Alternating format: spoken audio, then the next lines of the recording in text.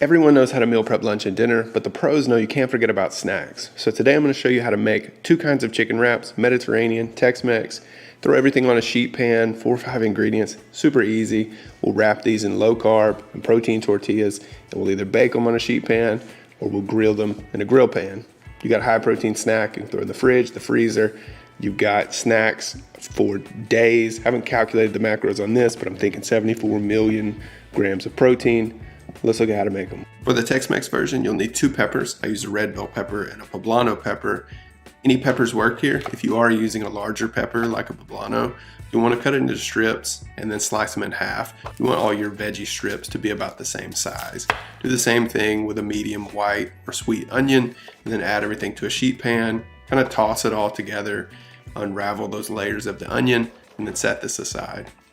The Mediterranean version is even easier. Just add 20 ounces of cherry or grape tomatoes to a sheet pan and then set both of these aside. I will say you can add more veggies if you'd like, and that will bulk up your chicken wraps. You'll be able to make more with less chicken.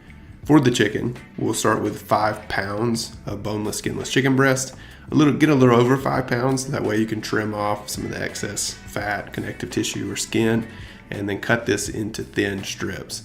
The size of strips is kind of up to you. Think about what size chicken pieces you want to eat in your wrap. I go pretty small, maybe about 2 inches in length, but don't worry if they're not completely uniform. You can kind of break these up as you're making the wraps later. For seasoning, start by drizzling over 3 tablespoons of olive oil on each sheet pan, and then add 2 tablespoons of your favorite chicken fajita seasoning rub. I kind of went in a different direction with Traeger chicken rub just because I really love that seasoning. I think it works here.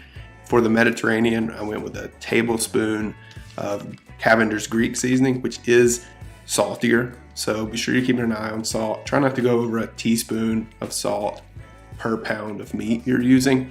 And then you'll just mix all these together, get that seasoning over all the veggies, and then bake these for 20-25 minutes in a 425 degree oven. You're looking for the chicken to reach an internal temperature of 165 degrees Fahrenheit and nicely roasted veggies. Don't expect to pick up a ton of color with this cook method. You're just looking to get that chicken cooked through, and then you can transfer this to a bowl using tongs. And I definitely didn't do this by accident and realized that you could probably save some time just running it through a strainer. I wanted to show you both methods. Whatever you do, don't throw these juices out. Put them in your fridge and you've got a great soup base for later in the week. Once you've got your juices set aside, it's time for some cheese. For the Mediterranean, I'm crumbling some feta. For the Tex-Mex, cotija cheese, although you could use a softer melting cheese like Monterey Jack or Oaxaca. For tortillas, Mission Carb Balance flour are great. And then Counter protein tortillas, we're also using that. Disclaimer, I am an investor in Counter. Now, if you need exact macros, I would highly recommend weighing what you're putting into each tortilla.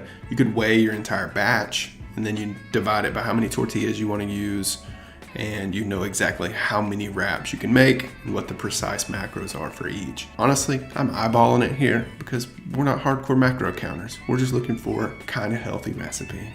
I will mention that I like rolling these like a chicken wrap, so it's open on both ends, and then I slice them in half. If you wanted to go the full burrito route, tuck those ends, go for it.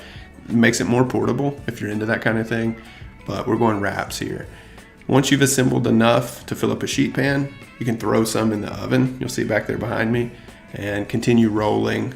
If you want to use a grill pan or a flat top griddle skillet, something like that, I think I like that method better. You get a bit more color, a bit crunchier exterior, but throwing these in the oven to crisp that up, officially seal them, works just fine.